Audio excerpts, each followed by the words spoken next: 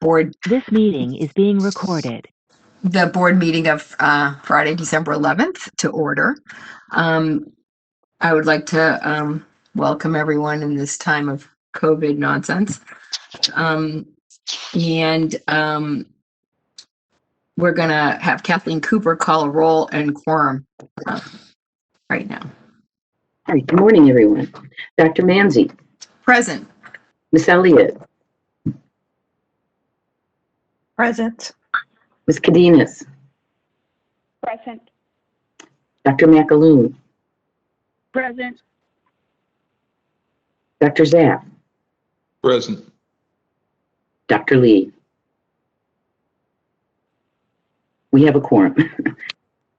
All right. Right now we can do the board public comments on items not on agenda. The board may not discuss or take action on any matters raised during the public comment section, except to decide whether to place the matter on the agenda of a future meeting. So I'd like to ask now if there's any public comments on items not on the agenda. At this point, would you like me to open the Q&A panel for the public? Yes, please.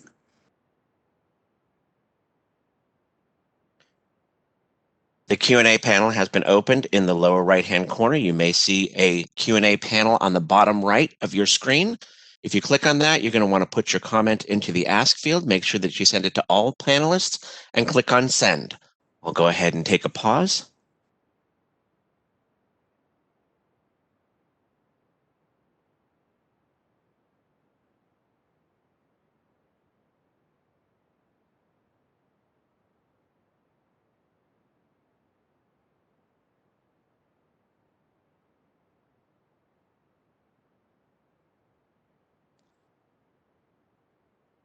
At this time, I do not see any comments that have come into the Q&A panel. Would you like me to close that?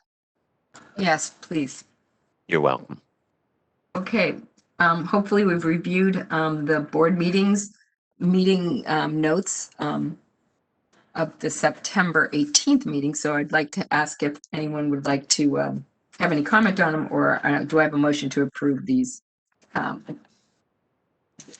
Michael Zapp Maria, approved. so moved. Michael Zapp second. Wait, who was the first? Maria Cadenas. Thank you. So this is on the minutes. Dr. Manzi? Correct. Miss Elliott?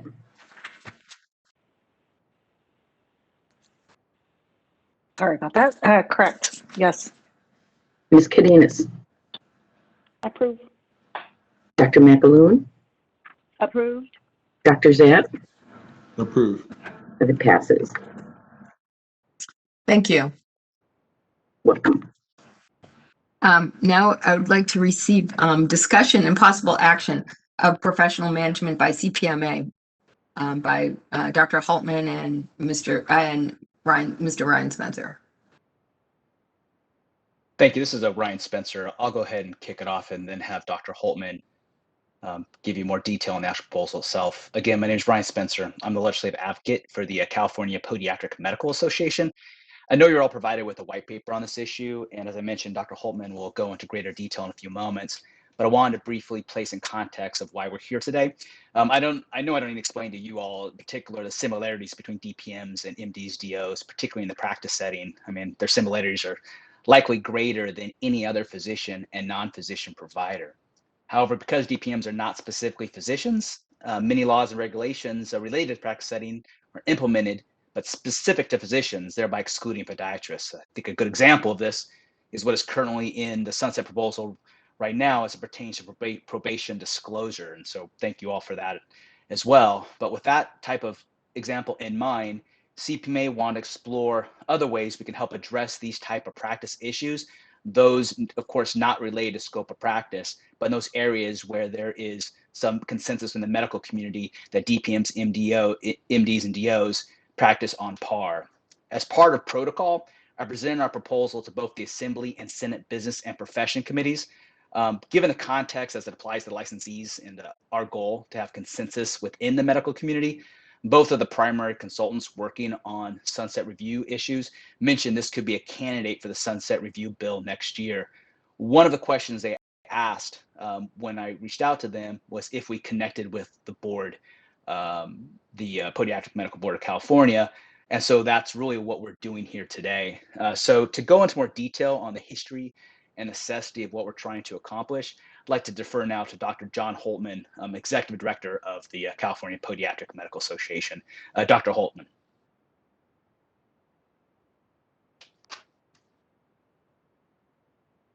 Dr. Holtman.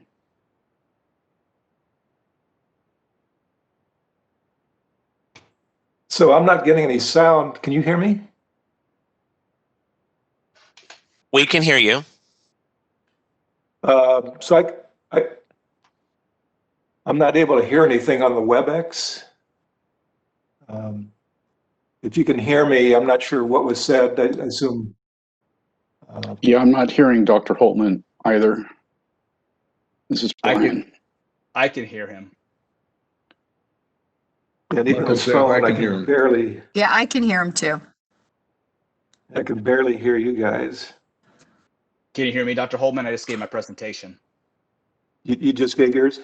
Yes, so you can hear me, correct. And now I can hear you, and I believe the board members can as well.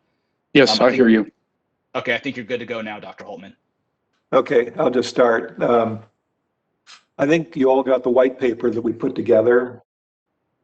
What initiated this process was that I graduated CCPM in 1970. At that time, it was a 4-year curriculum. Residency was not required for state licensure.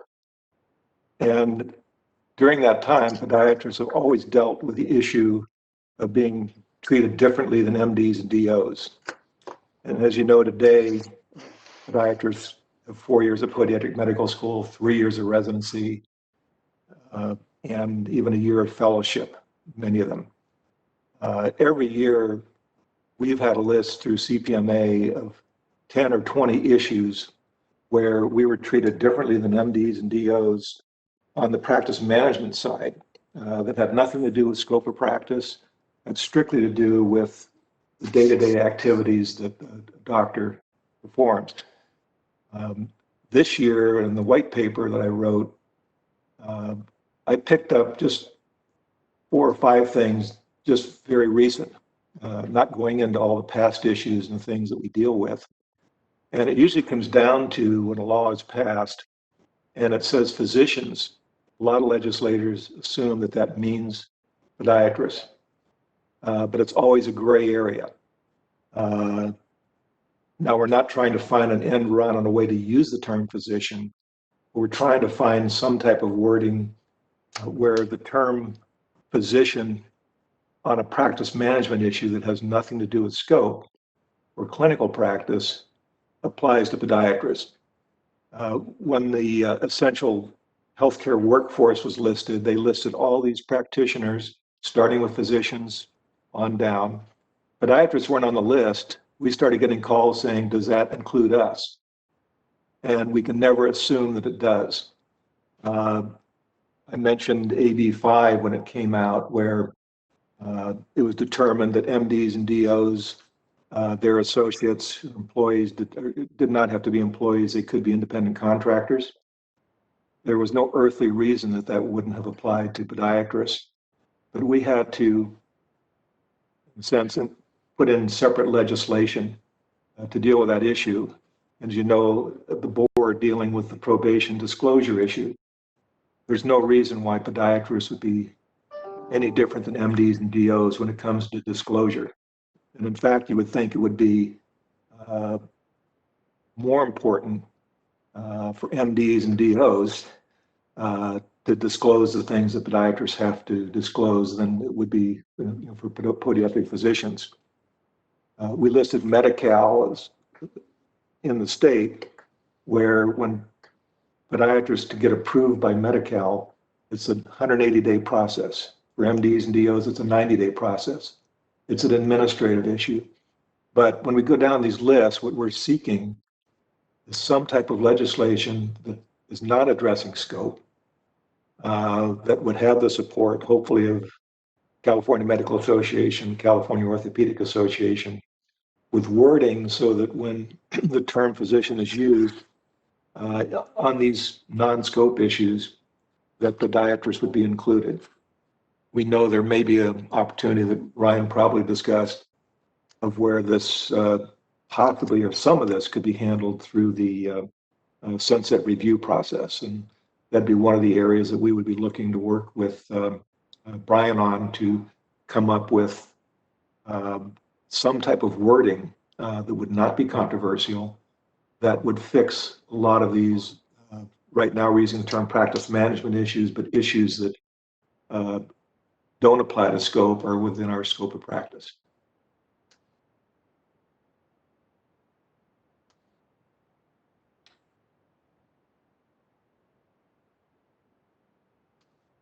And I guess Ryan or I could take questions. Yeah, so Dr. Holtman, I have a couple questions. First, this is Judy Manzi speaking. One question I have is, listen, nobody supports this more than me, and I don't know, after being at Kaiser for so many years, I forget that, this is a big issue, because around here, nobody knows the difference. But here's the problem.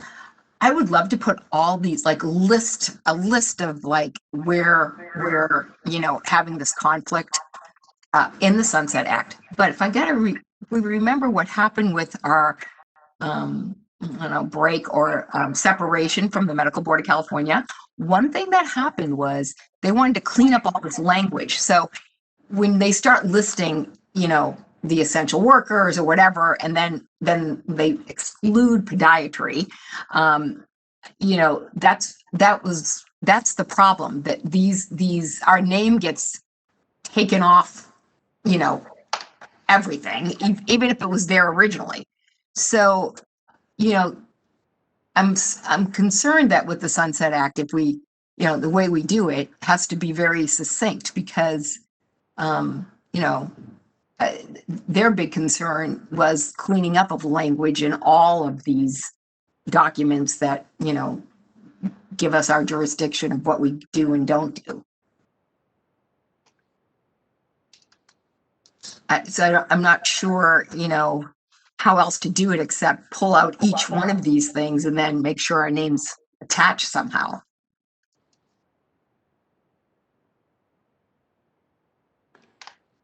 So this is Brian. I think what CPMA is looking for is just a oversight from the board.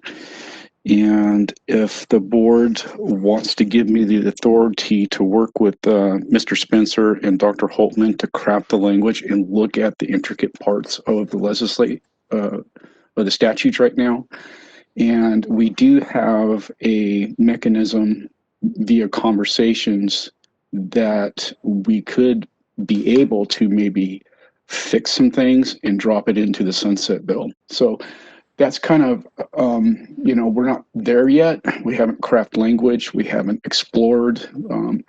The exploration is going to be, pretty labor intensive, but something that I think I'm willing to do, and the board should recognize that this could be an opportunity to make some advances in this realm.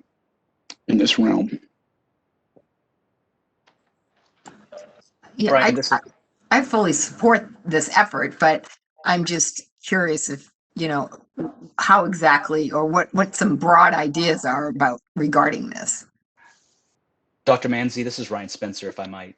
I've been working on this for a while, and I think one of the approaches what you just described was going through the Business Professions Code and the Health and Safety Code and identifying those code sections where there are great similarities between MDs and DOs, or physician surgeons, I should say, and podiatrists.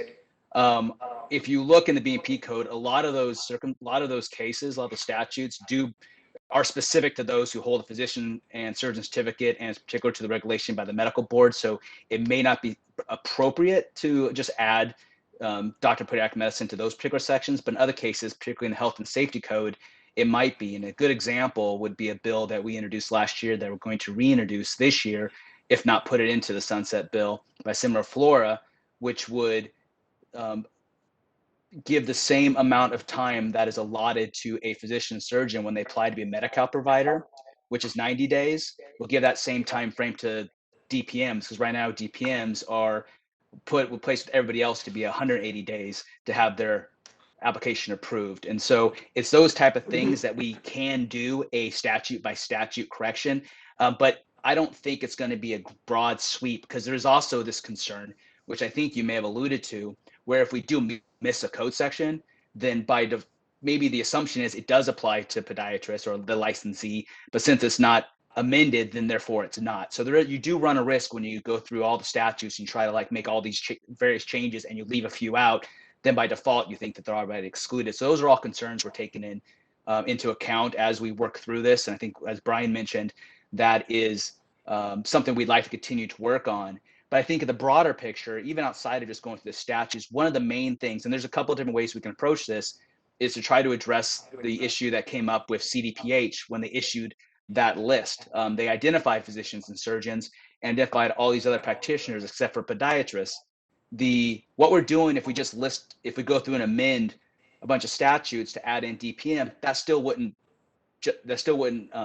fix that problem, because we are still not physicians and surgeons. So I think really we can look at just one code section, which could say that, if it is a physician surgeon in this particular setting, or if it refers to in this particular way, it would also apply to a DPM.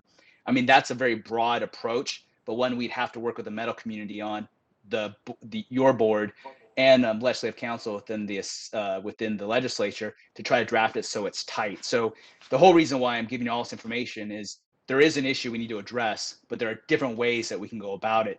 We're just trying to find the right way that is amenable to all interested parties. Hopefully I didn't give you too much information there, but that's just my thinking on it. No, that's exactly what I was, asking for. I understand that, that's one way to do it, and certainly, you should explore every avenue. And we do have, the sunset review ideal like time now during COVID that actually maybe works to our advantage a little bit.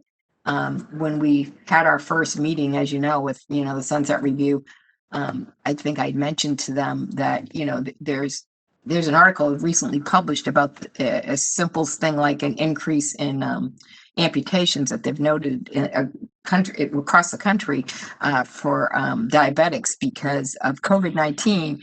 The inability for people to go to their wound care appointments with podiatrists, led to increase in this amputation rate. And the fact that, you're not listed as an essential worker is ridiculous. So, yeah, I mean, I'm all in favor of this. I don't know how anybody else on the board feels or anybody else wants to have a comment here, but I think any avenue we can explore regarding this is beneficial. Well, I just had a quick question. Hopefully you can hear me. I just wanted to know kind of the background. I know that it was suggested that you come to the podiatric boards for kind of support, but who have you talked to? Where have the conversations led you to? Just a little bit background and what your timeline is looking like. Sure. Dr. Holtman, I'll kick this off. We actually approached Assemblymember Lowe, who's the chair of the Assembly Business and Professions Committee. He participated in one of our board meetings, and we gave a presentation to him for him to potentially be the champion of this bill. We did not consider the sunset as an option because of the fact we were looking at a much larger bill. Wasn't sure if this would be appropriate for the sunset, given what it was delayed already a year, and so we're not sure really where you were in the process. We talked to several other members, Assemblymember Bonta, Assemblymember Flora, who was the author of the Medi-Cal bill that Dr. Holtman discussed, as potential authors as well. And this consultant to Assemblymember, or to Chairman Lowe, emailed back to me because he participated in a couple of meetings with CMA, which were just some dialogue meetings, to say, hey, this could be a candidate for sunset. And I said, oh, okay, because we thought about that, but wasn't sure if this would be appropriate. And then when we connected with the Senate to give her, the consultant Sarah Mason, a heads up about it as well, she said the same thing. And so I think in terms of timeline, we're doing it to be frank. I'm looking at several different approaches. One is a potential standalone bill. So we'll have one author who'll have that lined up for those particular items that may be a little too heavy and substantive to include in the sunset bill. And then so we'll have that hopefully ready to go. And I have already got a couple of members that I've had conversations with who are interested in helping if necessary. Then we have the sunset bill, which could include some of the very really truly technical or cleanup statutes that we discuss. It could be a small number of them, or it could be quite a few, depending if there's a consensus. But I think one direction we're heading is there is some anti-discrimination language in statute, which actually I think the website of the board actually references. There may be ways we could tighten that up with some of these issues people are having with their facilities, or if there might be some language you can put in there which talks about, which could help solve that issue that I mentioned regarding CDPH using the term physician, but not saying anything about podiatrist. There might be a way we could amend that section to help address those type of issues. That may be a little too much for the sunset, or maybe not. What I think, to Brian's point, we're looking at two different approaches. The deadline to get something to Ledge Council in the legislature is a third week in January. The exact date escapes me, and the bill introduction deadline is in February.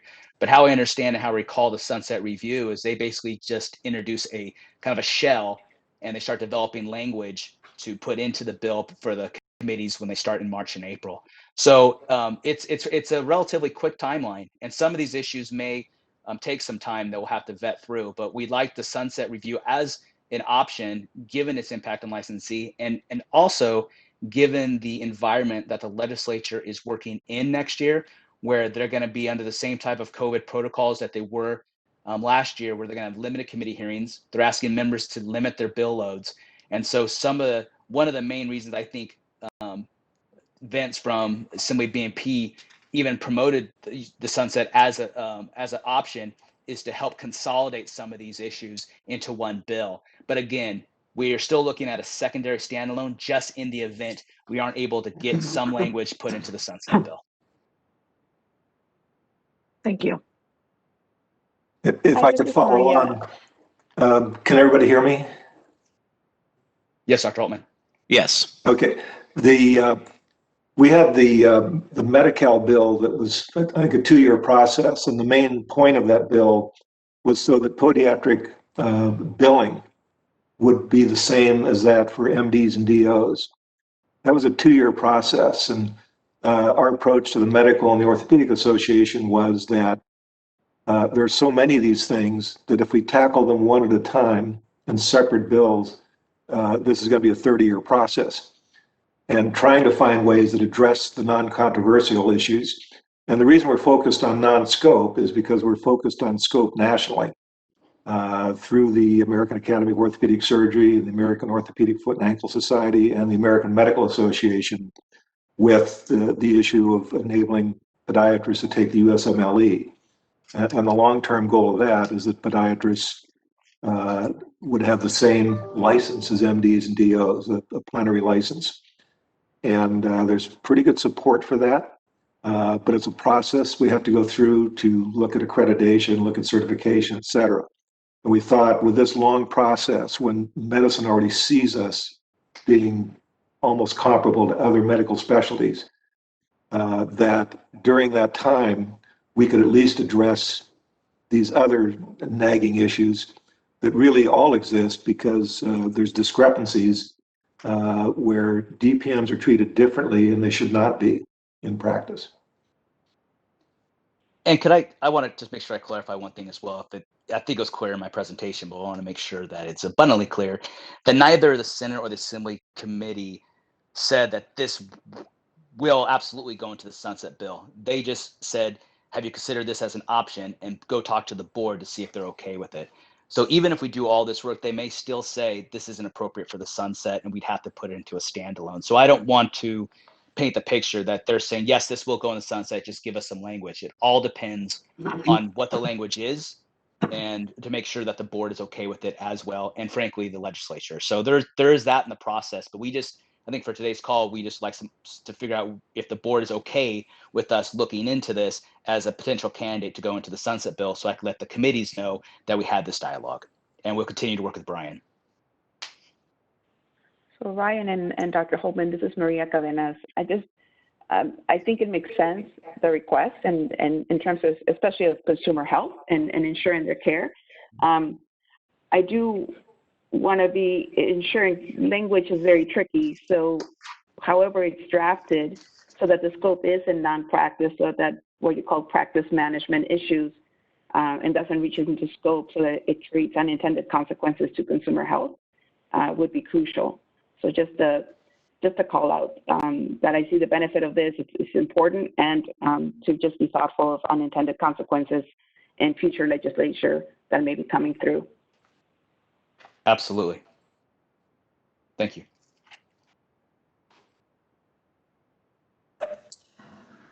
Does anyone else have any questions or concerns that they want to voice right now, or support or not in support for this? This is Dr. Zaff. My only thought was that I didn't want to get confused with the task force issues.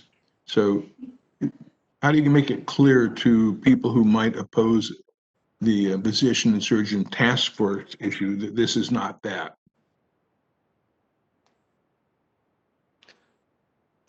I'll just briefly say that, and I'll kick it to Dr. Holtman. I think that is part of our dialogue now, is to have the discussions with COA, CMA, to make sure whatever we do has consensus, and they understand that it's not trying to do an in run on the task force.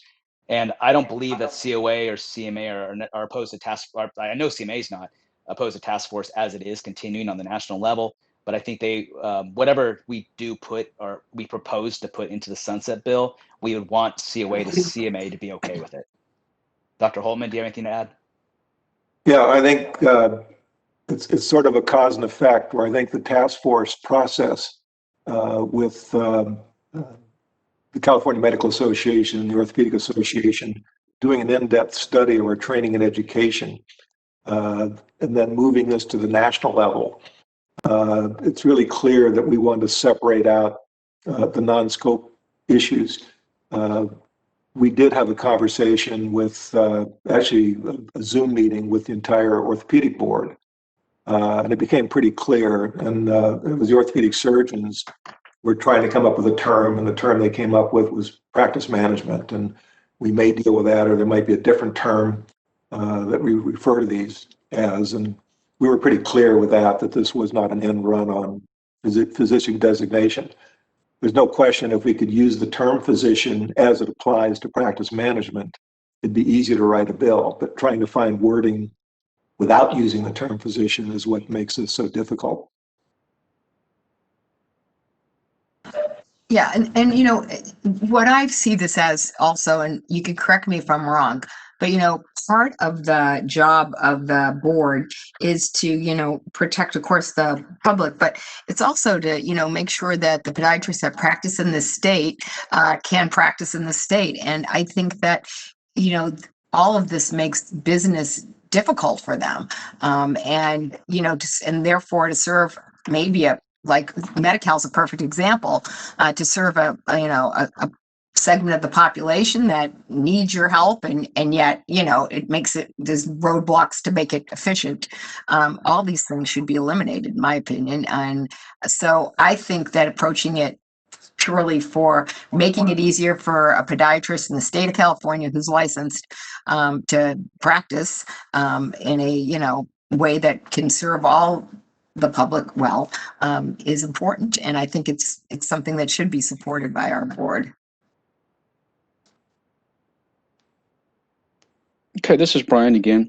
I mean, we have different avenues that we could take. You know, we just need to explore some of the avenues. We got the sunset bill that they suggested. It may fit. We can also do a placeholder bill and go through that process where it's reviewed, kind of sliced up, and then amended. We have that option as well. So I think at this point, what I'm asking the board is to give me the authority to continue working with CPMA, crafting language, and looking at various avenues to make this happen. So it would take a motion if there's no more questions. So does anyone have any more questions? Would anyone like to make a motion? Okay. I'll make the motion. I make the motion that we support our executive officer to continue discussion and action on with the CPMA for professional management exploration of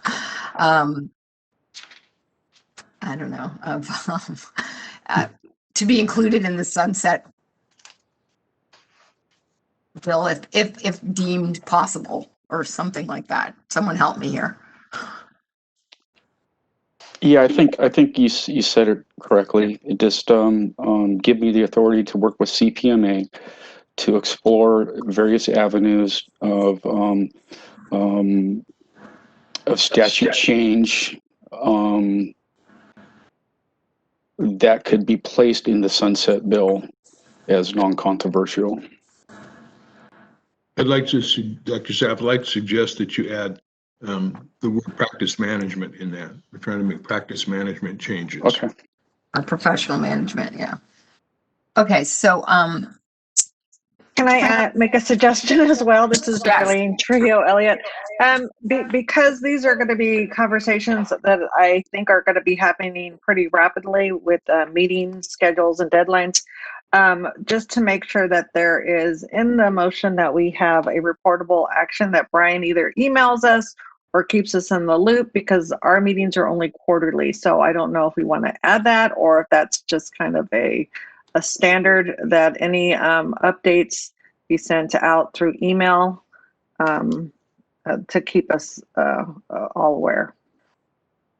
Yeah, we can do that. We can also do a emergency teleconference meeting too. So we have that. We have that option, and definitely be reaching out to the legislative committee as well as all the board members to keep you posted on the findings and the possible pathways that we have to amend these sections. Perfect. Thank you. Brian, Brian, this is Maria. Just for clarity, Hi. We would be in this motion authorizing you to continue the exploration and recommendations, but it would still come back to the board for final approval, correct? Yes, and that's why it's probably pretty critical that we put in there that in the motion that an emergency teleconference is as quickly as we find the solutions and we get the go ahead to possibly drop some of these into the sunset bill, you would have to approve it. The board would have to approve it. Thank you. With that, I'd like to offer a second to the motion proposed. all right, we have a do we have any other discussion? Wait, before we do the second, right? Is there any more discussion about this? And Kathleen, can you read back what the motion states? Well, to tell you the truth, when I do the minutes, I might have to change it, but the first part of it was support the executive officer to continue the discussion and take action with CPMA for professional management exploration. And then it got, and to apprise the board, I put something in the minutes, like, and then to keep the board members apprised of any development. Then the second part, it said, we did it kind of again, give executive officer authority to work with CPM to effect change that could be placed in the sunset bill with updates to the board. So you have to choose. I like the second one better. Can you read that Okay. one? That's the one we'll vote on. This one I'll put in the minutes if you vote for it. Does anyone want me to say it again, or I think it's pretty clear? Say the second one more time. To give the executive officer authority to work with CPMA to effect change that could be placed in the sunset bill and to, I guess I'd say, give regular updates to the board. And board approval, I don't know if you want to put in there something about board approval will be needed to go further, but you're authorizing him to work with CPMA. Just a quick note, I think on the second one, the only thing missing is that we're the scope of the work, which is, I think to Dr. Saff's point, is around practice management issues, to be specific around that. Is it practice or professional? Do I write practice or management or professional management? Okay. I would put practice management. Okay. And So I didn't hear, you said you're authorizing the executive director to continue discussions, but I didn't hear the to do what? Yeah, okay. Brian, do you want to give me language to do what? I didn't gather we're giving him permission, but we're giving him permission to continue discussions, but to do what? Does it state that what is in this motion? I think the last part of it was, and to give regular updates to board members, but maybe we need to add in that thought that you had about how board approval, this will be brought back to the board for approval. That was in there. What I meant though is we got to give him permission to continue these discussions to try and facilitate podiatrists being more closely linked to MDs and DOs when non-practice management decisions or bills are being made. Okay, so to bring DPMs more closely in line with MDs and DOs? Excuse me one second. Mr. Spencer, do you have a suggestion to how to word this? I was writing down all the stuff. I was making sure I got the motion down correctly. So I think what Dr. Zapp was asking, if I hear him correctly, he wants to know what Brian is being directed to work with us on, and that I think is to work on language that would dang it. I won't say, I would use the word parody, but since it's going to official minutes, I want to be careful on my choice of words. But I think with practice, I like the idea of practice management being the tone. So it'd be to work on language to help align DPMs with better aligned DPMs and MDs and DOs on issues dealing with practice management when appropriate. I like that one. Does anyone like that one? That's getting very close. I like to say when appropriate to show that, we're being reasonable in our approaches. There may be some cases where it's not, and we recognize that. So it's not an all for one type of situation. Would it be legitimate to put in there that we're not trying to change the scope of practice? You could put non-scope. Absolutely. I think that's something that we define this bill. Dr. Holtman says in every talking point, non-scope issues. Or you could say, within their scope of practice. I like the term, though, that we're addressing areas where discrepancies in practice management exist where they should not, or something. That's right. That's exactly what I was trying to say. This is about practice management and, once again, allowing podiatrists to fairly practice.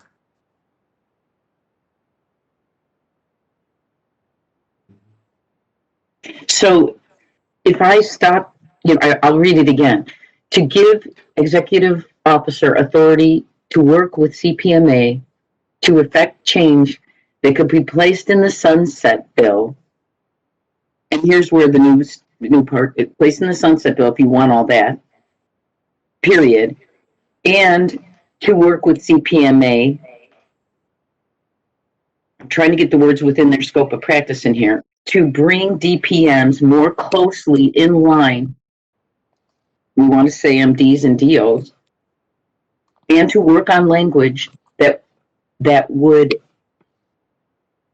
well, that's where we set a line, better align DPMs with MDs and DOs on practice management issues when appropriate. Maybe we could be more specific and say, when legislation is directed towards physicians and surgeons or non-scope issues, we want to be included in that language.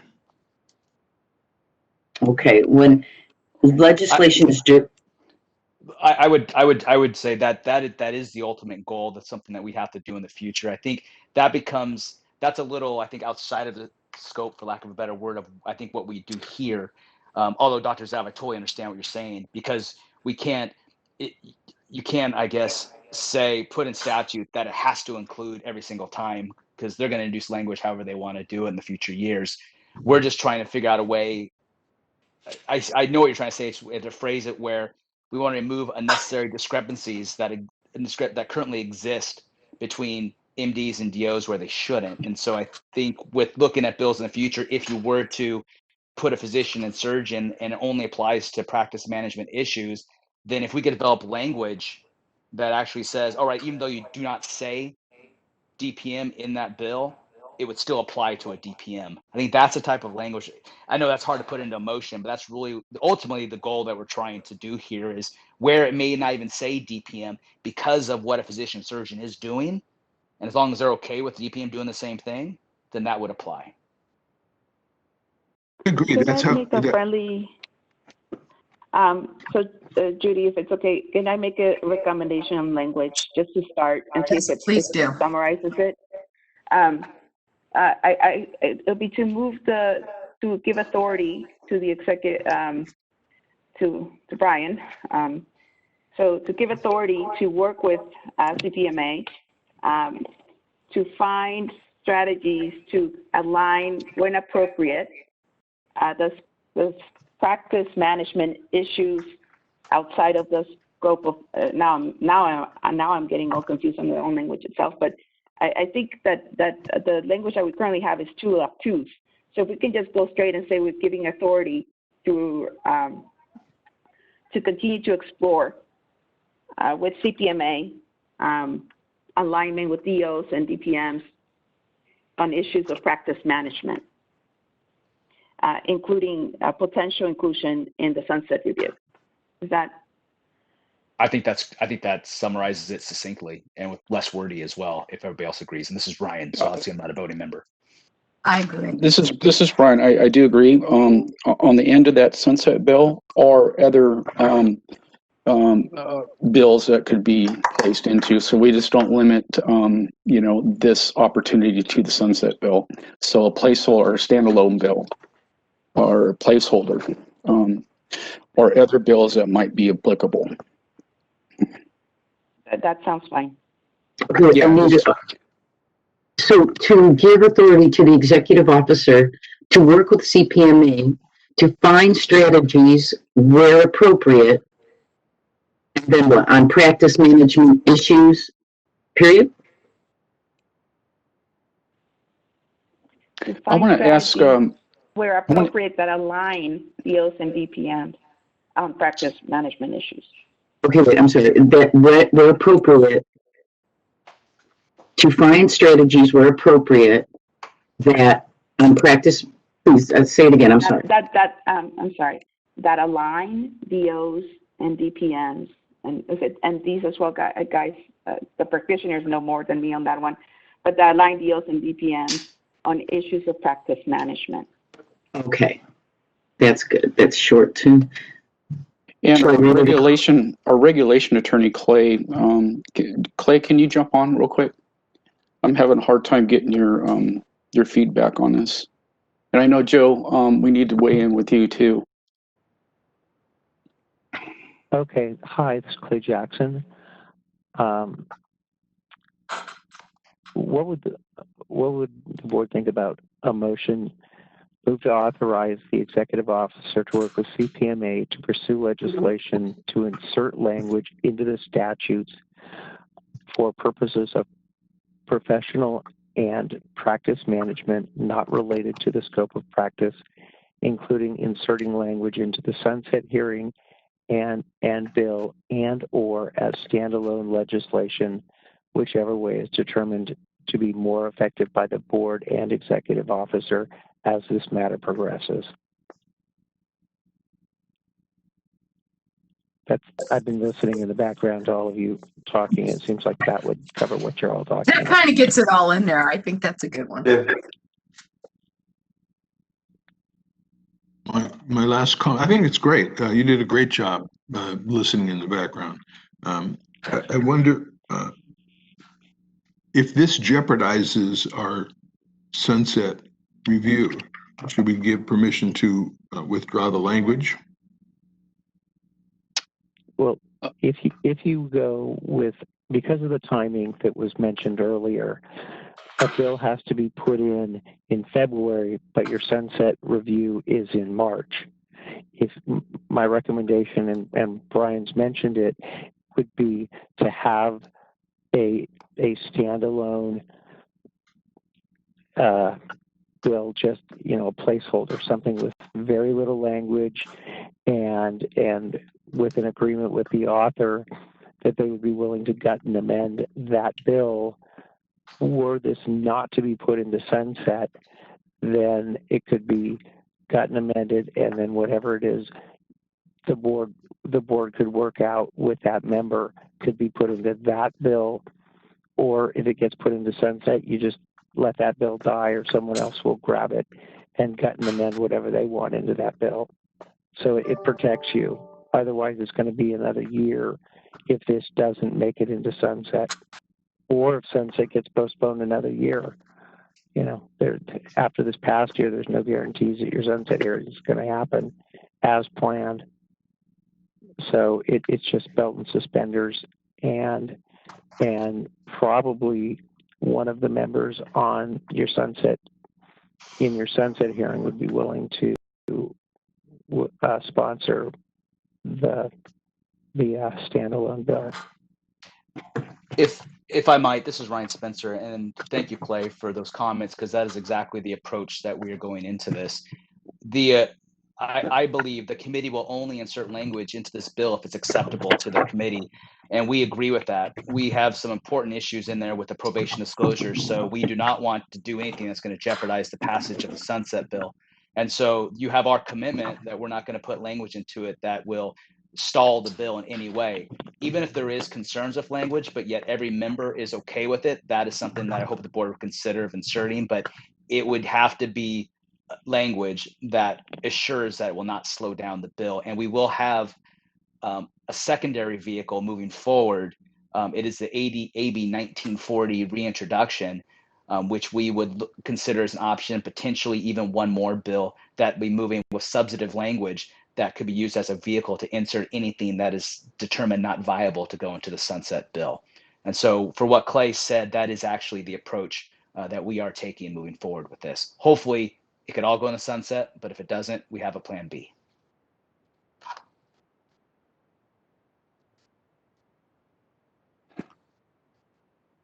Okay, is everybody good with that last motion? Okay, so I'm going to say that that I think I originally said the first motion, but this could be the motion, and this would be the one we would vote on. Is that correct? Yes. Okay. So, And before we get there, Joe, do you have any comments? Well, sure. Just maybe a few to address Dr. Manzi's most recent statement. So that she does have a pending motion, so she either has to withdraw on it or wait on a second to that, and then vote on her motion, and then have another board member make a motion as to Clay's language.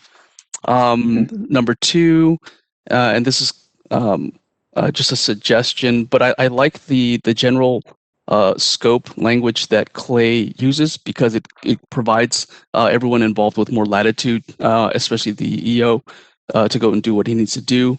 But if the scope of the authorization wants to be more narrowly tailored, then, or a statement of intent wants to be inserted, I would just suggest using language something like with an aim or with the intent to minimize to minimize or eliminate the disparate treatment or impact amongst or between DPMs and their MD counterparts. That's all. Okay. I'm going to withdraw my motion, and then I'm going to invite someone to make this motion.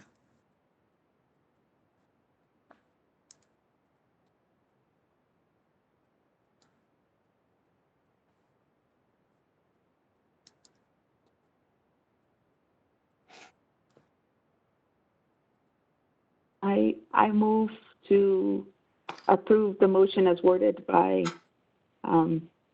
Clay Jack. And if you could read it for the minutes, that would be great.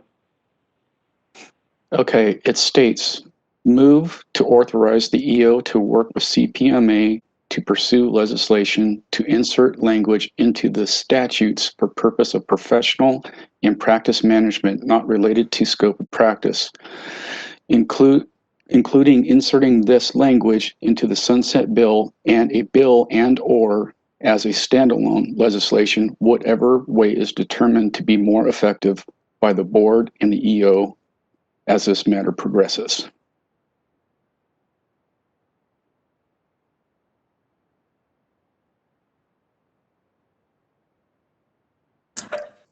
Any discussion on this? Further discussion? Okay, so I'm going to I'll second the motion. Okay, so Maria, you called the motion then first? Yes, I move, yeah. Okay, perfect. Okay, and I second the motion. Any more discussion? Kathleen, can you call for vote on this motion? We need to do some public comment on this. Sorry, okay. Can we open the phones for public comment? I will go ahead and open up the Q&A panel. There you go. Click the Q&A panel in the bottom right corner if you want to make a comment. Put your comment in the ask field and make sure you send. I will go ahead and pause and wait for those comments.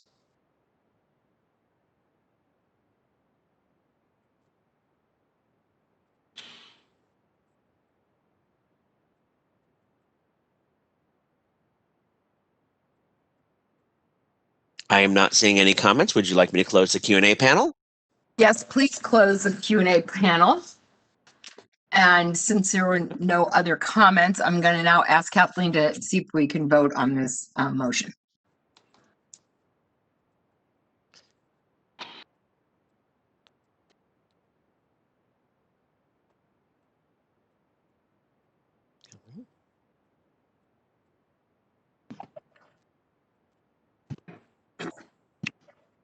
Can you hear me? Yes, we can hear you. Okay, Dr. Manzi, Yes. Ms. Elliott, Aye. Ms. Cadenas, Aye. Dr. McAloon, Aye. Dr. Zapp.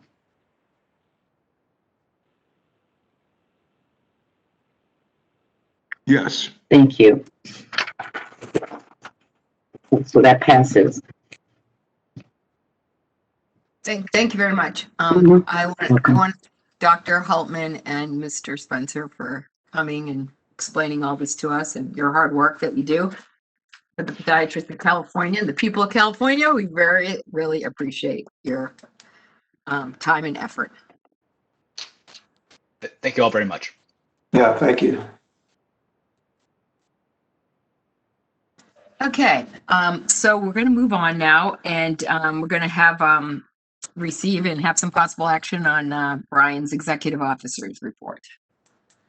Okay, so thanks everybody for riding that wave. It was a challenging one, and lots of information there. And like I said, I will definitely keep you abreast of the situation as we progress forward.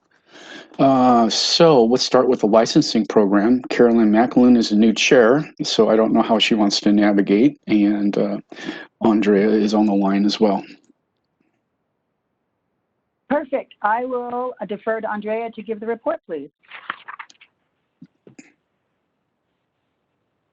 Good morning. Can you guys hear me? Yes, thank you. Okay, so the following information covers the first quarter of fiscal year 2021 between July 1st and September 30th.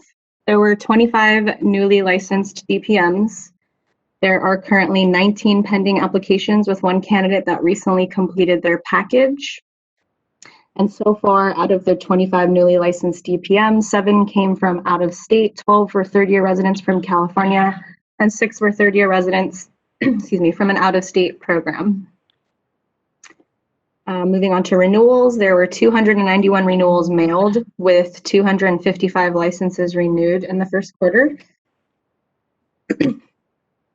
And then next we have the residents. The resident academic year started on July 1st, 2020 and will end on June 30th, 2021. EMBC currently has 42 first-year residents, 43 second-year residents, and 42 third-year residents, bringing the resident license total count to 127. And then we have the timeline. Are there any questions?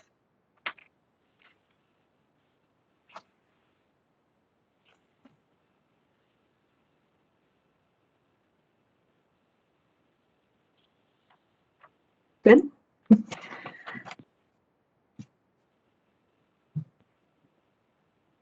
Thank you, Andrea. You're welcome. Is there any discussion about any of the licensee information? I do not have a question regarding that information. I do, so I think after this report is accepted, or maybe I should bring it up now. I do have something for maybe a future possible agenda item for licensing. So I'm not sure when it's appropriate to bring that up.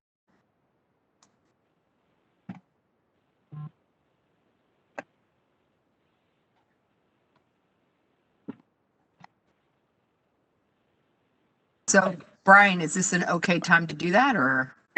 Okay, I had some, my earplugs went off, so I didn't get to hear. So I have no questions regarding the licensing program updates. But I do have a question for licensing going forward as something maybe we could bring up as a new agenda item. And I don't know if this is the proper time to bring it up or not. It would be when we get to the closing part where future Okay. agenda items, yeah. Okay. I have to go get different earplugs. Okay, well now you're back. Okay, so does anybody have any questions for licensing? All right. If not, we can move on. I just have one comment. I believe in the last meeting, there was a question about the charts and not adding up correctly, but I just wanted to mention that they have actual and percentage numbers. So that's probably why they weren't adding correctly. On the charts on attachment A.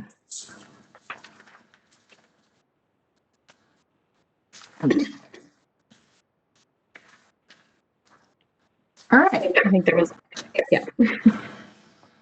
Yes, they're adding up correctly. Great. Okay. All right.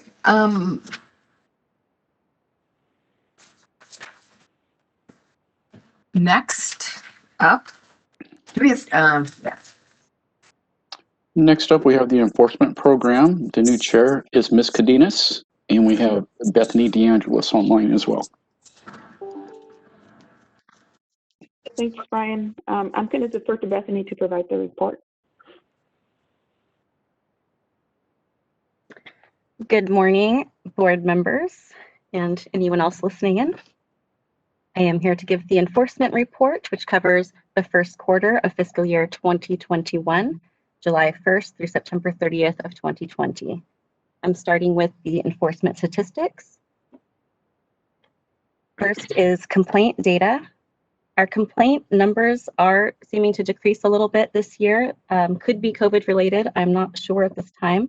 We received 28 complaints this quarter, which was a 30% decrease over the prior year, same quarter.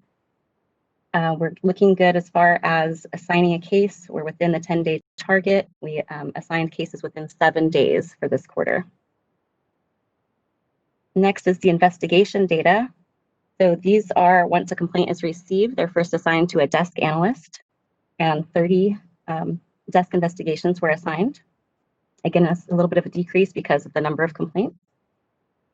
And our desk investigation processing time increased 53%, with the average processing time of 112 days. This is due to there being a vacancy in that position for a couple of months.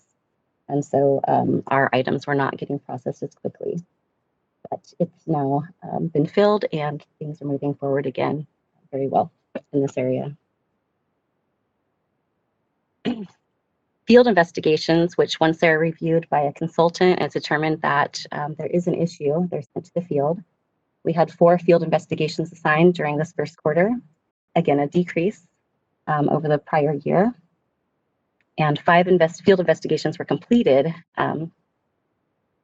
However, there's an increase in field investigation processing times, so an average of 317 days to complete a field investigation for this quarter.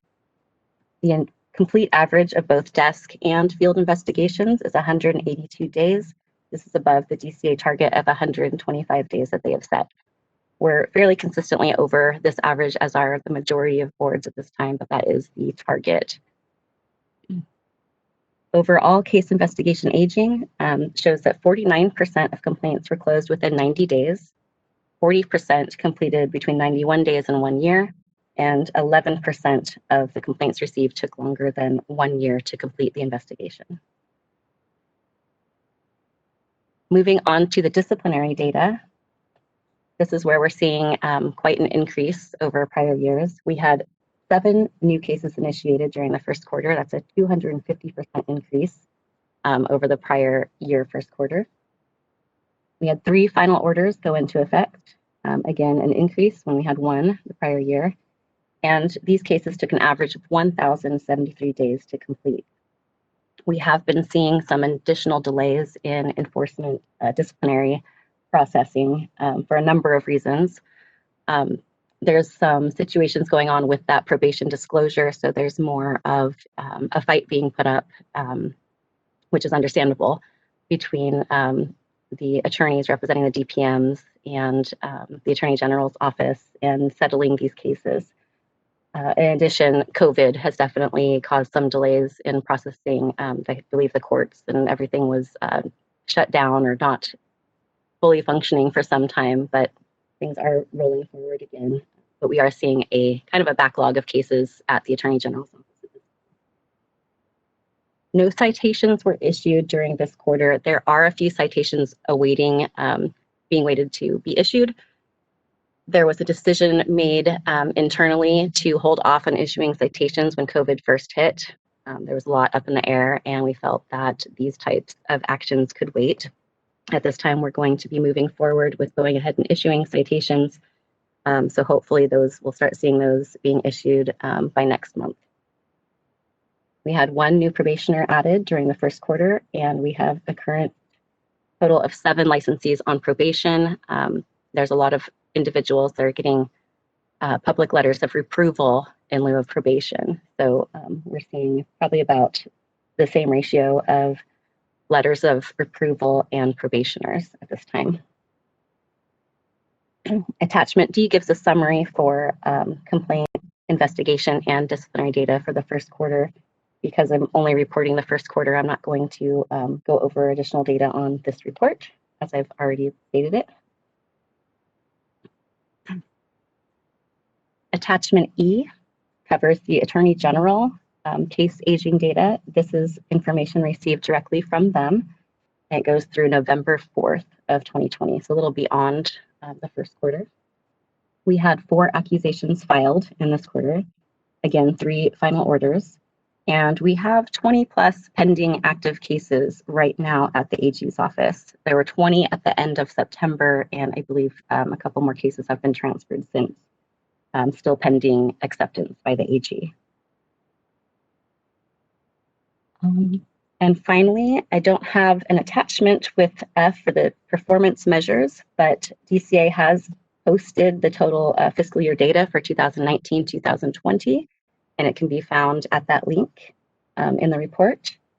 which allows individuals to access all the various information by quarter, by year, so they can and compare it to other boards within DCA. That concludes the statistical portion of my report. Does anyone have any questions or comments for this portion? This is Dr. Macklin. I had a couple of questions. Okay. Referencing to the issue of probation disclosure that, as we talked about with the CPMA presentation, that it was left behind for podiatrists but removed for MDs and DOs. And it sounds, Bethany, from your report, that there's two prominent consequences of this letter. One I heard you speak to was that people under disciplinary action are fighting more vigorously against probation because of this issue. And two, I think I heard you say that we're having an increase in the number of letters of approval instead of probation because of this issue. Do I understand, is that accurate on both counts?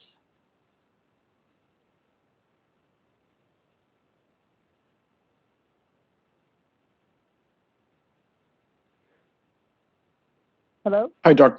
McAloon. This is Brian.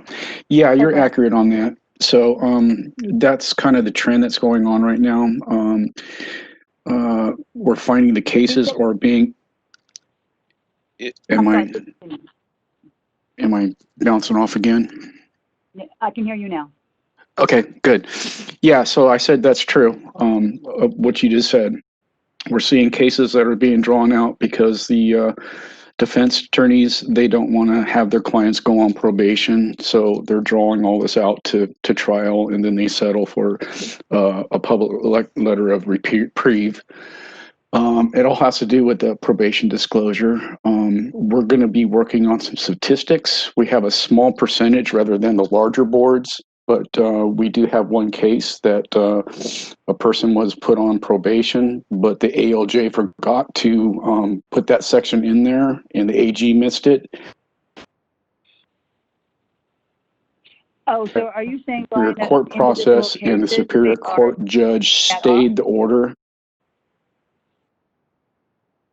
until we can figure this out. So it's just costing us more money at this point. So I think it's a huge priority that we tackle the probation disclosure in statute and get that amended, so we have the same parity as MDs, DOs, and dentists. And do we have So a timeline for that, Brian? that's going to be the number one priority. That's the number one priority in our sunset bill. That's where that's going. Okay. It's going to be in our sunset bill. So Very good. That's what I was yeah, looking for. we listed it as one of our issues. We had. Okay. Cool. Perfect. Yeah, I just wanted clarity on recognizing the issue and what our recourse is in getting it fixed.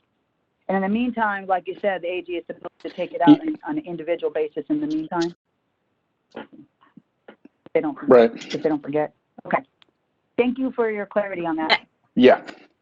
And I apologize. I guess I muted Welcome. myself and then started speaking. Yeah, welcome to my world. Hey, actually, Bethany, I do have a question about, I apologize because I probably have asked you this before. When you say it goes on to a field investigation, that's by a podiatrist, correct? Yes, we have our podiatric consultants that do the first level review, and if they see that there's been an issue within what they've reviewed, they'll send it or recommend it's forwarded to an investigation. So prior to that, it doesn't go to any podiatrist. It goes to basically the Attorney General's office, right? They look at It goes to a complaint analyst at the medical board. So we have an analyst assigned to our board that does the first level review. All complaints also pass through my desk, so I get to review it and either agree or suggest a different course of action.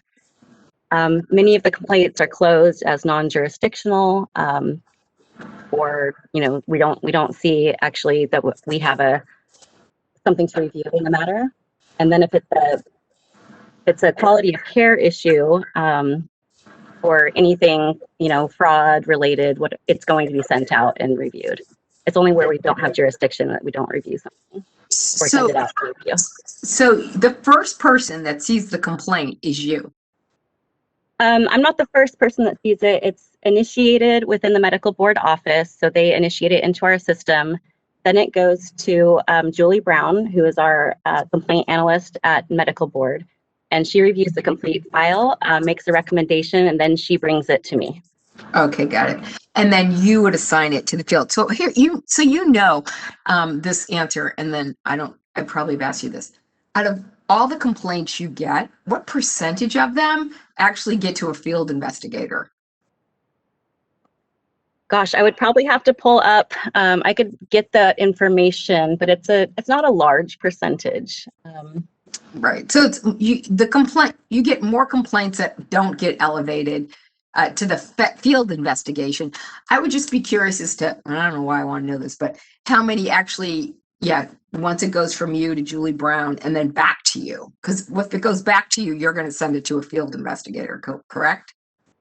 In most cases, depends on what the consultant finds. So a lot of them are closed at the consultant level. I may see it again, and then say, yes, go ahead and close based on their recommendation.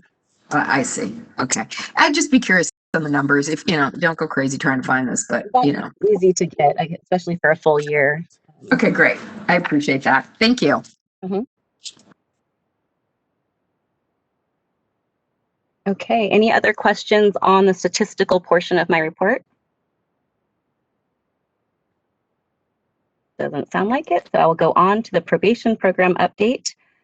All I really have here, aside from there's 7 probationers currently, is we've collected $4,792 the first quarter. The average is closer to $16,000 over the past 5 years, so this is below average, but I'm not concerned by it as we were well above the average for a total of last year. So I think we're fine with getting cost recovery. And also, now that we're able to have individuals pay online, a lot of individuals are paying with credit card and able to pay the full amount upfront. Fewer people are doing payment plans. I'm not seeing as many issues with cost recovery. Any questions on probation and cost recovery? Okay, and finally, we have the consultant expert program update. I am still waiting to try and hold individual trainings. We've got 5 individuals that I need to get materials out to and hold trainings with. I've got everything stacked on my desk. It's been a challenging year, but that is something I'm trying to get to hopefully before the end of the month, so that these people are up and running because we really need them working. And then I'm going to hopefully work with other individuals, and depending on how long this COVID situation is lasting, or if we're going to be primarily doing things online moving forward, it'd be great to have a web-based training, kind of like this meeting here, with all of our consultants and get that going annually. One thing not mentioned here is we do have all of the consultant and expert contracts. We're up at the end of this year, so we're working hard to get those renewed. So that they'll be effective January 1st of next year through the end of 2023. Several contracts have been processed. We're waiting probably on about 50% of them at this time, and hopefully they'll be done by January 1st. But we're not sending cases at this time to anyone that doesn't have a completed contract due to we don't want to have any issues with pay going into January. That concludes my report. If there are any questions, any further questions, I'll take them now.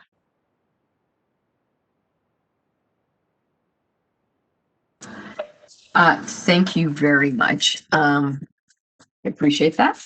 And nobody has any other questions. We're going to move on to the legislative program. Thank you. Thank you.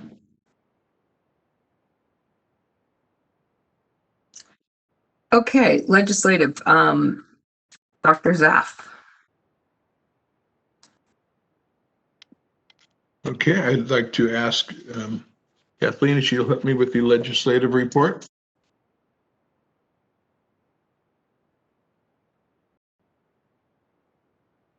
Kathleen?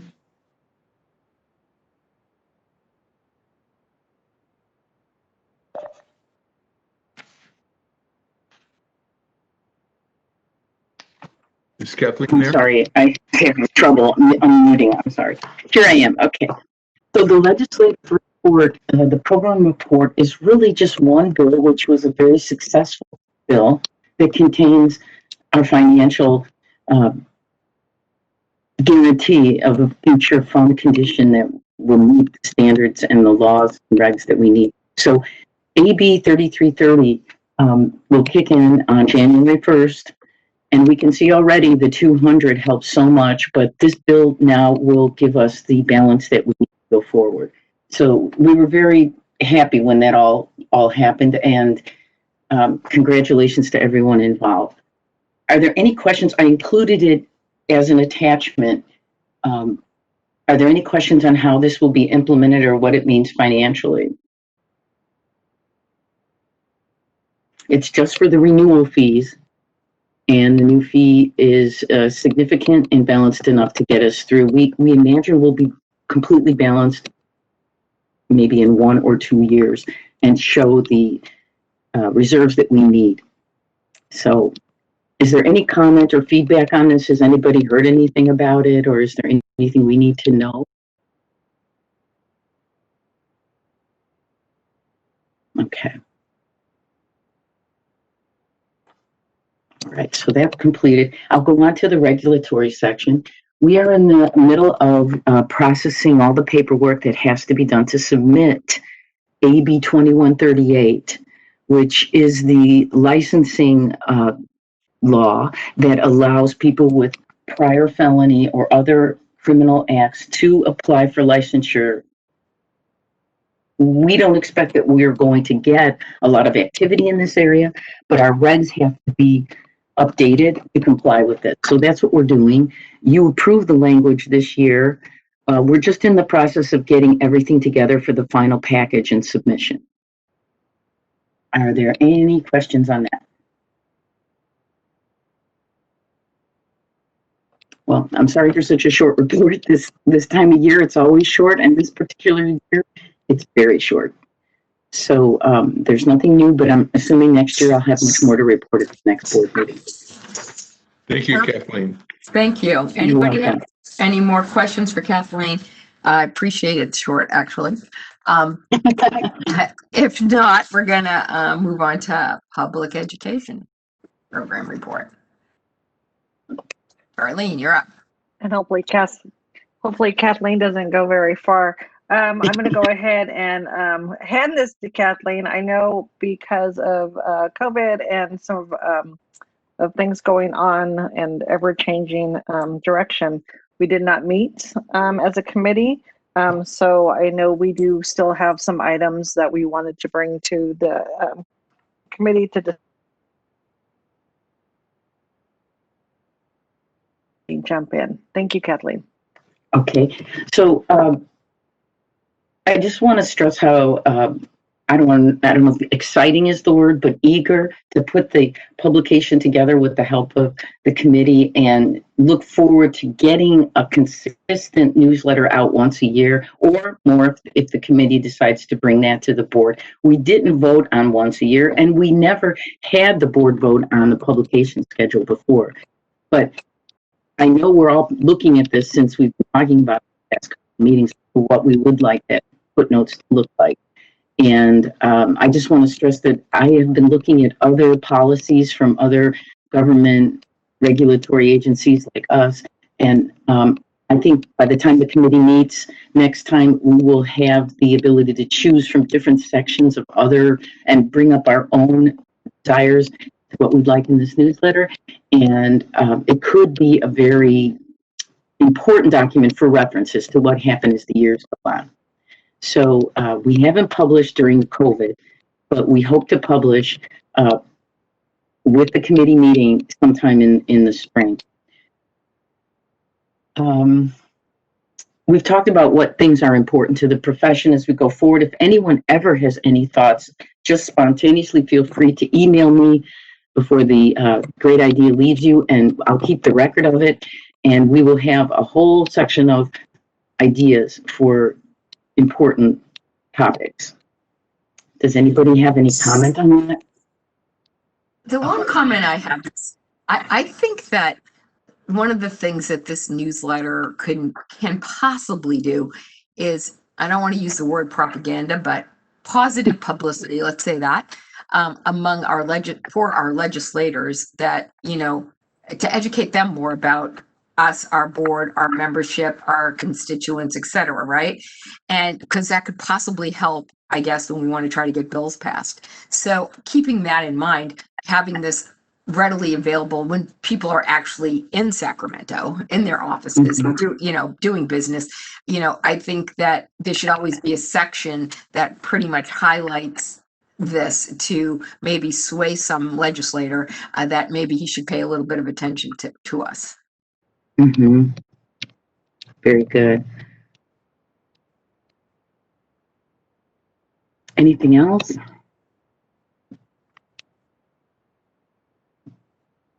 Okay. The second part of the report is social media updates, which have been more regular and important for the COVID, and face masks. We did it for the 2020 census, and we're getting more from DCA that they want us to bring this forward to our people. So that's Facebook and Twitter. We're not on Instagram, and if anyone felt they would like us to get it on something else, please let me know. But right now, we're just on Twitter and Facebook. Well, it's not just, I mean, that's a lot, but it's Twitter and Facebook that we update regularly. That is a lot, but thank you. Okay. We get things from DCA, we get things from the governor's office, and of course we ourselves update things, but I don't know if we really want to become extremely active asking for back and forth with the public, but we do get all of the required ideas and thoughts from the governor and DCA out to the people that follow us. And with our listserv too. So that's just an ongoing regular thing we do probably about once every week or every other week. Okay. Mm-hmm. Thank you. Oh, you're welcome.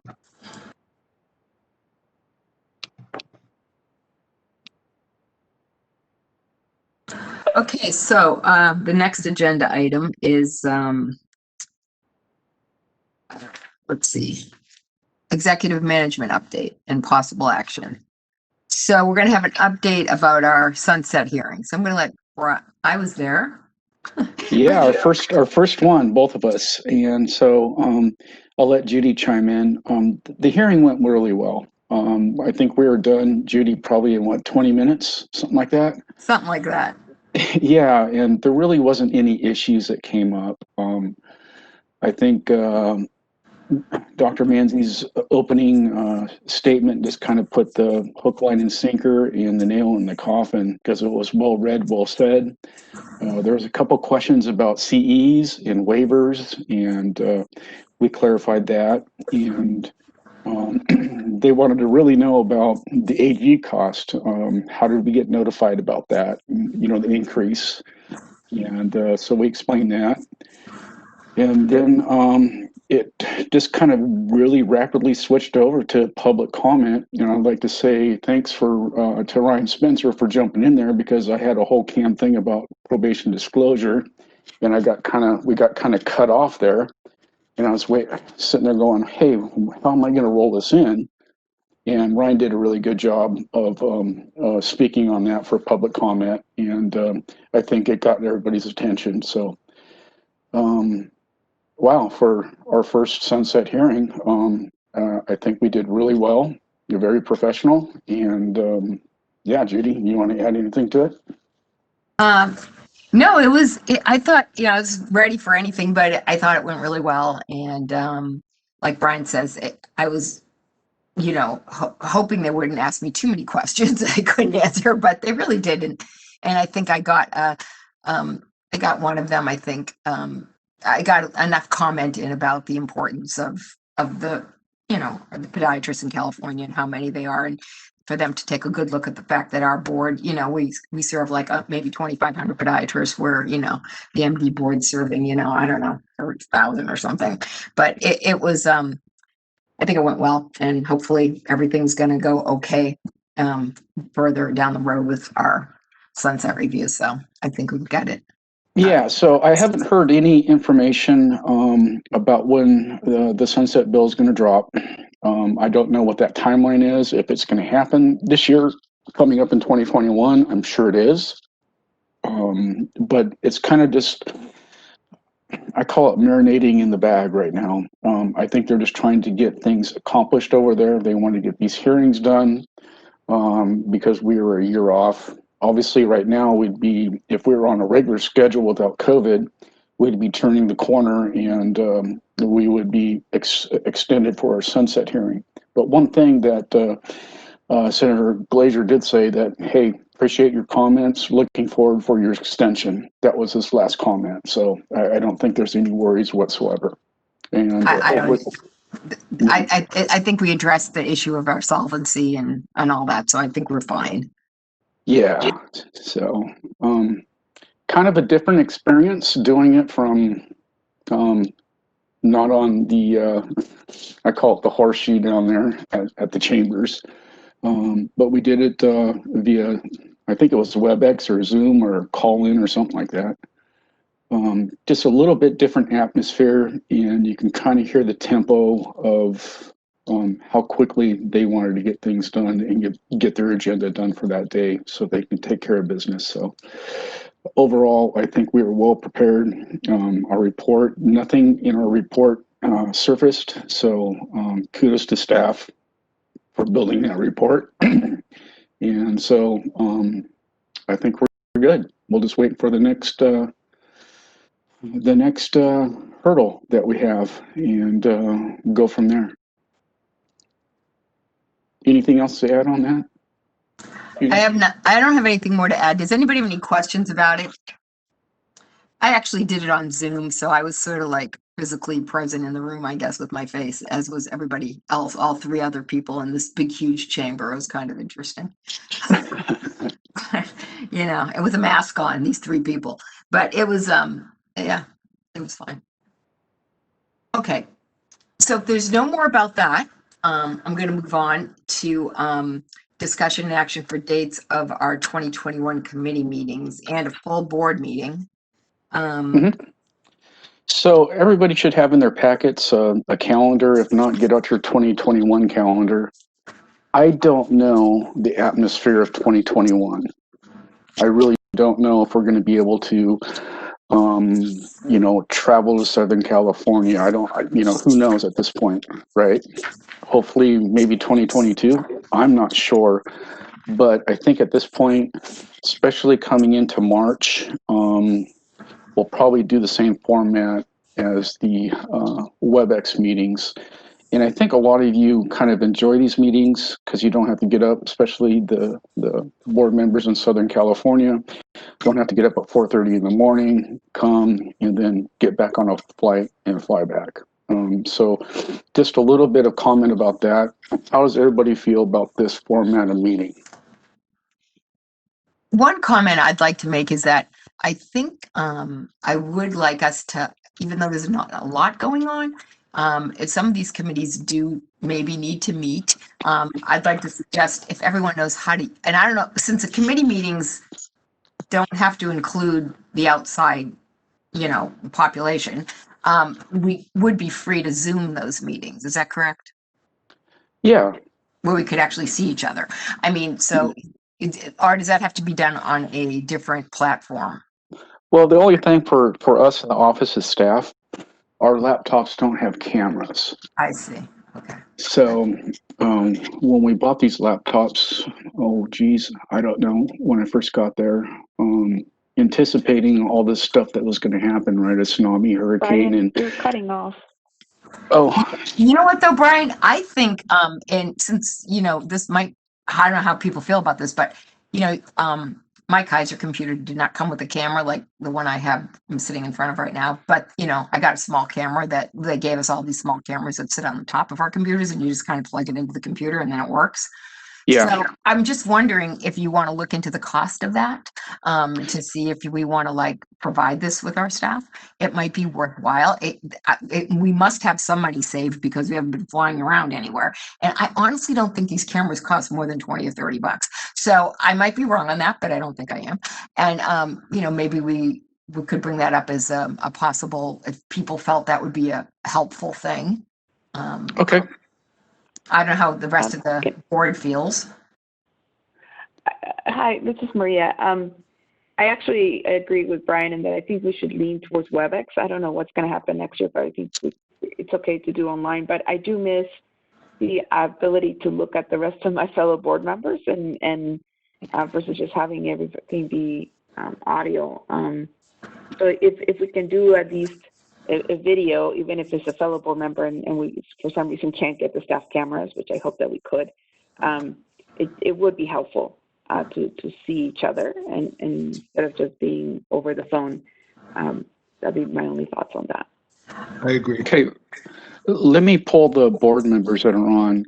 Carolyn, do you have access to a camera and, you know, a live Zoom or WebEx or Teams meeting? So my computers don't have cameras. Well, I had to do a couple of Zoom meetings for other issues, and I had to do it on my phone because I don't have a camera on my computer. So I guess if that was how we all decided to do it, I have to get one of those things that Judy spoke to, the little camera thing you put on the top. I guess I would have to do that. Okay, well, let me look into the price of them and everything like that, and maybe we can make And a then the other thing, procurement.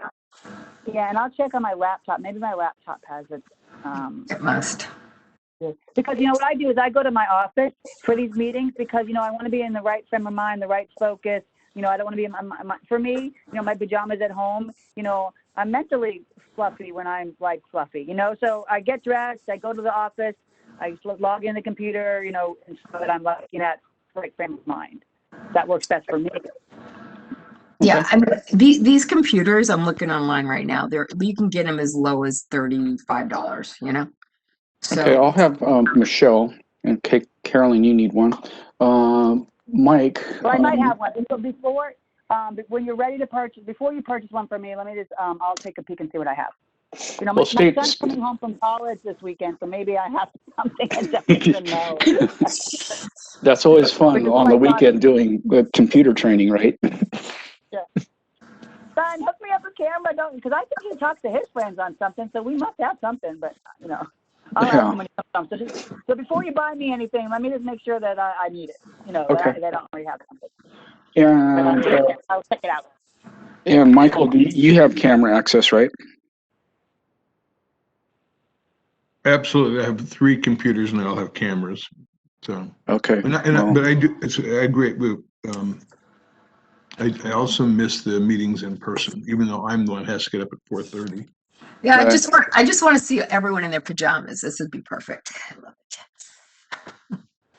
Oh, you guys are going to make me shave and all that kind of stuff, right?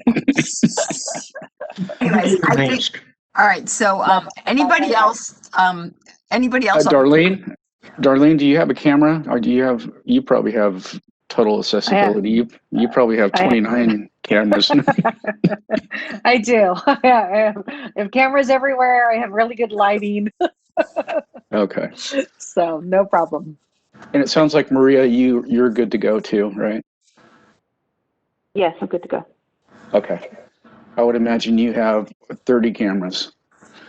Okay, so we'll definitely look into that, and I'll have Michelle start working the procurement process and make sure staff has that, and then we can at least see each other, because when I do these Zoom meetings and I do all this other stuff, I have to use my phone, and there's a different, I guess, taste to it, because you get to see everybody's expression and you get to see, you know, people, right?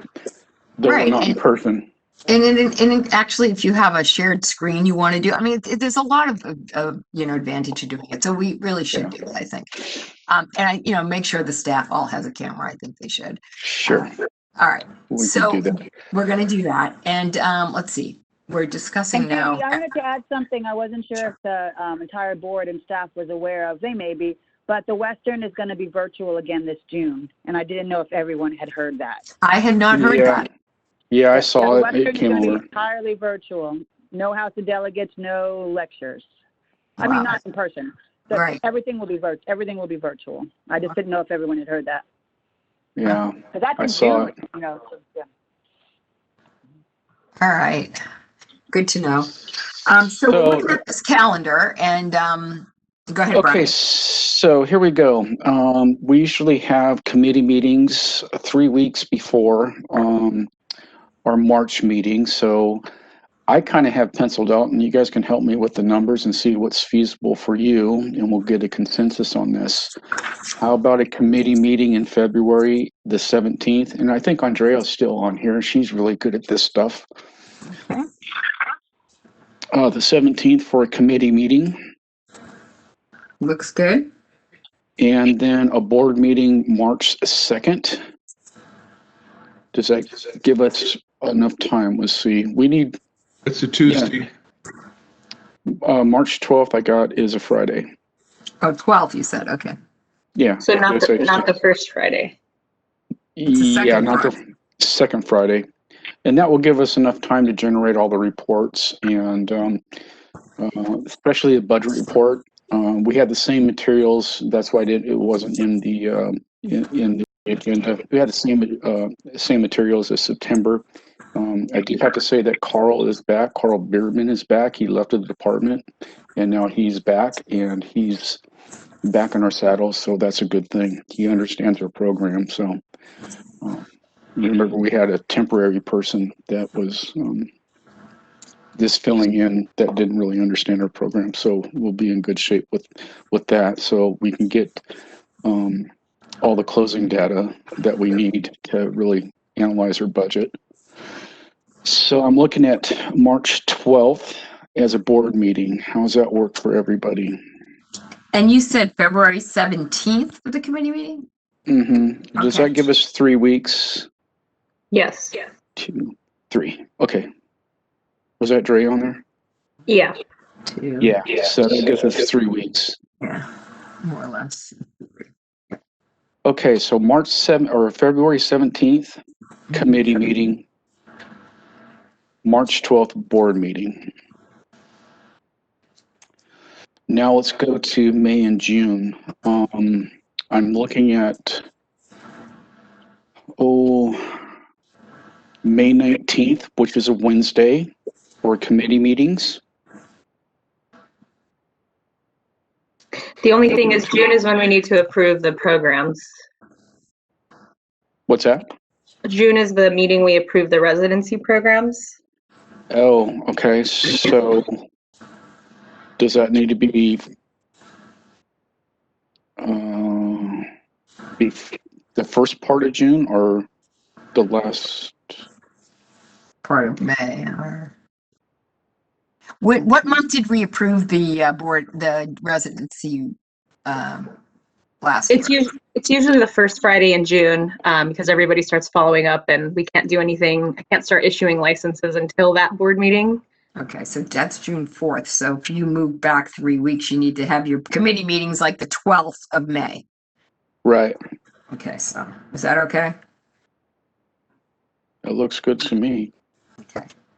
So May 12th and then June 4th. Is that okay for the board meeting? Yes. Okay, great. Okay, so I'm looking at August for a committee meeting at the 25th. Okay.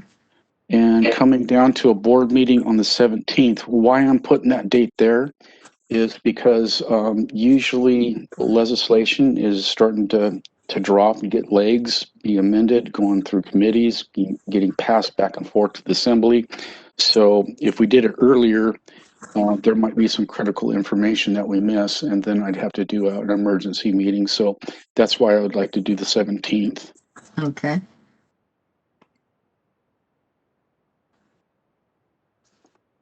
All right, sounds good. Unless anyone has an objection here. All right, and And then, we'll definitely send out the schedule to everybody too. okay, okay, And I'm sorry, what was the date in August for the committee meeting then? 25th. The 25th. 25th of August, 17th of September. Okay, thank you. And let's go to November, where we are now. How about the 17th, Wednesday, the 17th in November for a committee meeting? Okay. And then December 10th for a board meeting. Okay.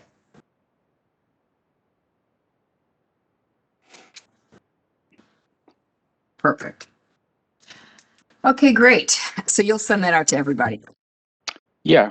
All right. Does anybody have any conflicts of interest there? I mean, it's really hard to plan. I don't know how many of you are going to Italy these days or vacationing.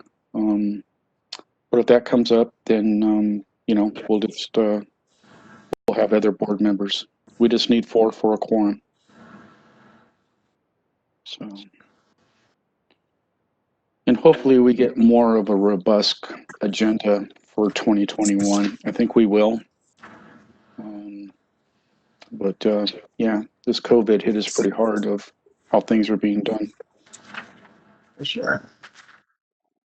Okay. All right, that Okay, was. that's all I have. All right. So, You need to, somebody needs to make a motion to accept the executive officer's report, and then a second, open it up for discussion, and then vote. Okay, I move that we accept the executive officer's report. I second. okay, let's move this on to a vote. Who was the second? Darlene. Darlene, Thanks. sorry about Gotcha. that. And then we go Gotcha. to public comment, correct? Yeah. Right. Okay, let's open up for public comment to accept the executive management update.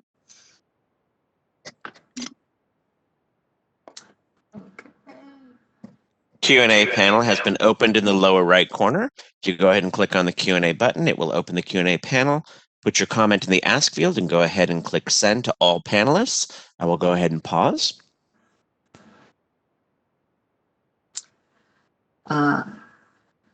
Since I don't see anyone in that mode, I think we could close it. I will go ahead and close that right now. Thank you. Okay, future agenda items. So you had something on licensing you wanted, right?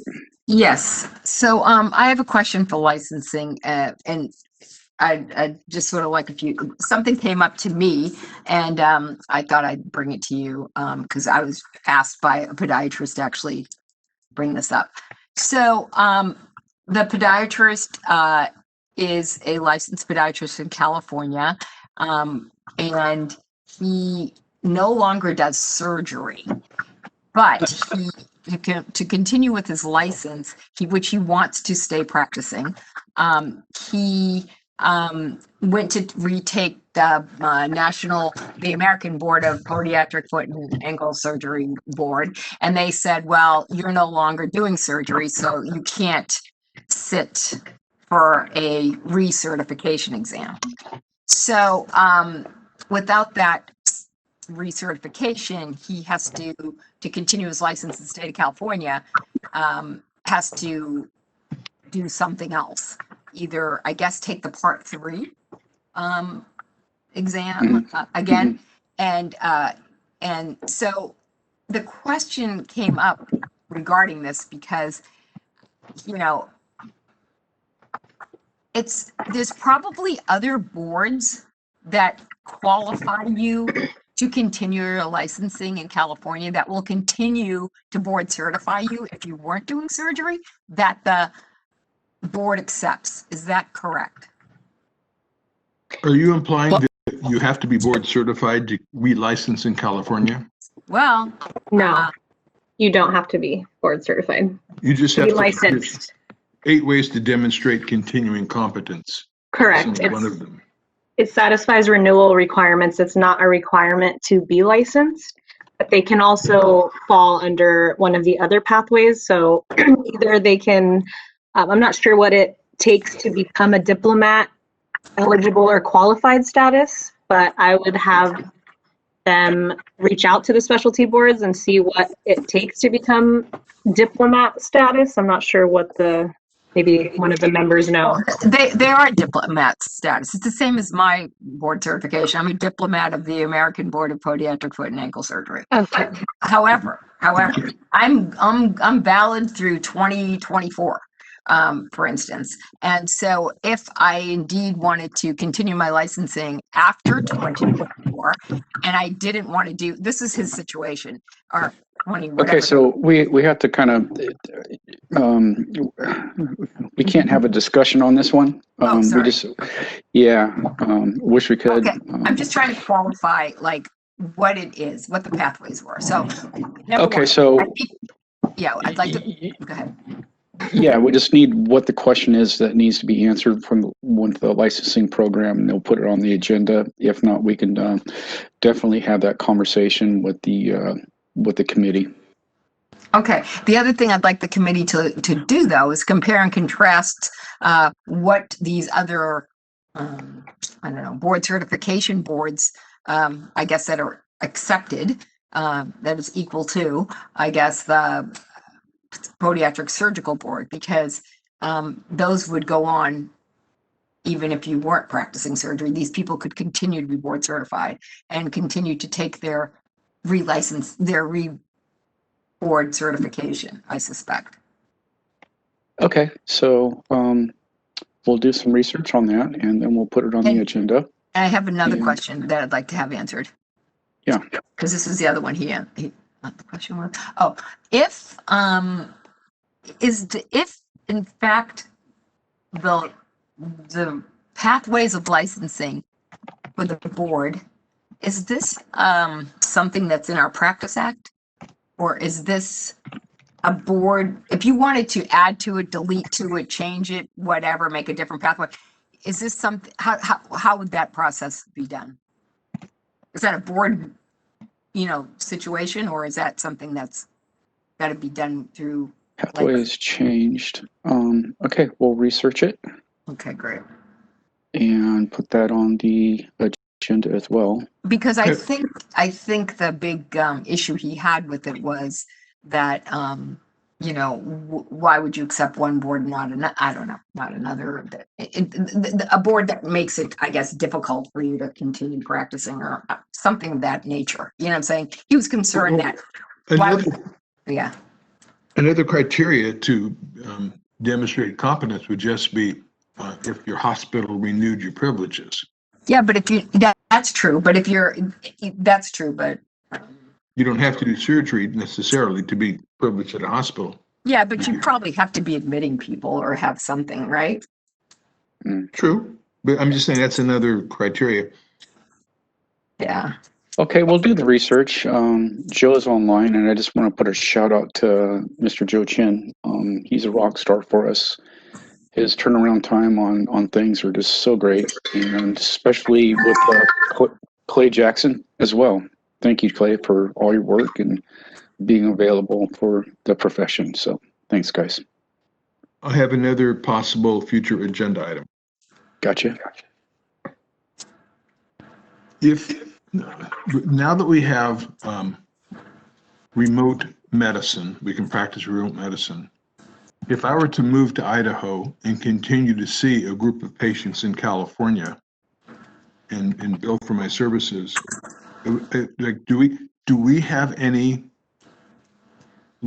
control over the quality of podiatrists that are living outside California but performing in California? Yeah, so is this Joe?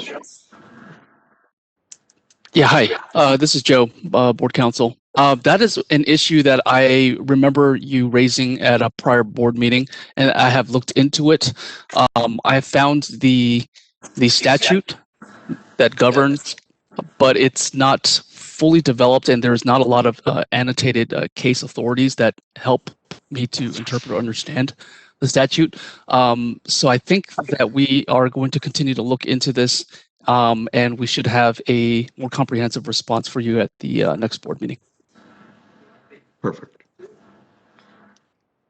Also, part of the interruption, board, I wanted to, just as a note here, on agenda item 6, the board had opened for public comments agenda item E, but not for the remainder of the items A through D. I was looking for a good point to interrupt, but just as a matter of course, I think I would recommend opening up the floor for public comment for the remainder of 6A through D. Thank you. Okay, you want me to open it now? Yes, please. Okay, so could we please open up for public comment on, I'm sorry, what section is this? I have hope. Item 6, A through D, Which is item 6? What is this? the executive officer our- report. Okay, let's open up public comment for items regarding executive management items. The Q&A panel has been opened in the lower right-hand corner.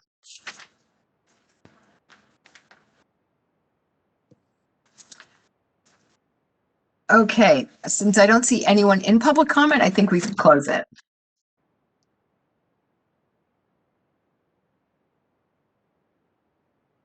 There you go. Thank you. And Joe, do we have to make a motion on those items, or was it just for E? No, only if the board took action on any of those sub-items. Okay, gotcha. Yeah. Okay, Judy, you're good. Okay, thanks. All right. Does anybody have anything else to put on the future agenda items? All right. So, if we don't have anything, I'm going to adjourn, correct? Yes. Okay, so I am getting ready to adjourn this meeting. Before I do, I want to thank you all for your service in this lovely 2020 atmosphere. I think you've all performed very well. It's been an interesting year, and I hope 2021 brings us a little bit more light and a whole lot more joy. So if anybody else has anything to say, I am just going to officially adjourn the meeting. And do we need a motion for that? Yes. Do I have a motion to adjourn the meeting? So moved. Second, this is Maria. Okay. All right. Do we need to vote on this? Yes. Okay, darling. Kathleen? All right. Dr. Manzi, Aye. Miss Elliott, Aye, and happy holidays to everybody. Yeah. thank you. Miss Cadenas, Aye. Happy holidays. and yes, right? I didn't hear it. Yes, she said aye. Okay. Dr. McAloon, Aye, and have a great holiday season, everyone. and Dr. Zapp. I and everybody have a better new year. Well, that concludes the last vote of the year 2020. All right. Amen. 2020. Thank you, everybody. Thank you, everybody. Bye. Okay. All right. All right. Bye. I'll see you all later.